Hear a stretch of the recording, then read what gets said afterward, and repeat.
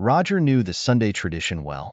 Every week, his father, Jack, would don an apron, declare himself the Pancake King, and set out to create breakfast magic. This particular Sunday, however, was destined for a different kind of magic, the chaotic kind. Jack was a man of tall statues and even taller tales. His exuberance often overshadowed his attention to detail, a trait Roger had inherited in spades.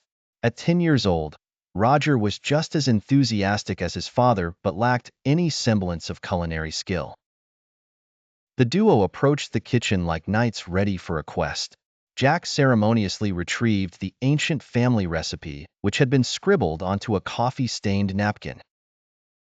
"Behold, the secret to the perfect pancake," he proclaimed. Roger read aloud the first step: mix flour, milk, and egg together, and promptly emptied the entire bag of flour into the mixing bowl. Because, why not? More flour meant more pancakes, right? Jack laughed, patting Roger on the back.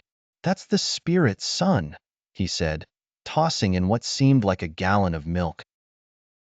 After a chaotic stirring session that sent up clouds of flour resembling fog more than food, it was time for the iconic flip. Roger, the self-appointed pancake flipping prince, was ready. Jack cheered him on as if he were an Olympic athlete about to go for gold. Unfortunately, Roger's enthusiasm outstripped his skill. With a mighty heave, he sent the pancake soaring. It hit the ceiling with a splat and stayed there, clinging to the stucco like some sort of flat, floury spider. Jack's eyes went wide. "Well, that's a first," he exclaimed, unable to contain his laughter. Not to be outdone, Jack decided to demonstrate. "Watch and learn, Roger," he said, twirling the spatula like a baton.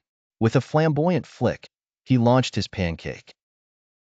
It ended with a thud, not in the pan, but on the head of their very disgruntled cat, Whiskers. The feline shook off the pancake and darted out of the kitchen, leaving Jack and Roger in fits of laughter. By the time the kitchen was properly coated in flour and batter, they managed to salvage a few pancakes that were more or less edible. Sitting at the table, Jack ruffled Roger's hair. "You know, son, it's not about making perfect pancakes. It's about the fun we have trying." Roger looked up, grinning. "Yeah, and we should probably leave some for Whiskers," he said, pointing to the corner where the cat eyed them cautiously from a safe distance. And so, the great pancake flip catastrophe became one for the family history books, a testament to the whimsical, messy joy of being a stupid father and son.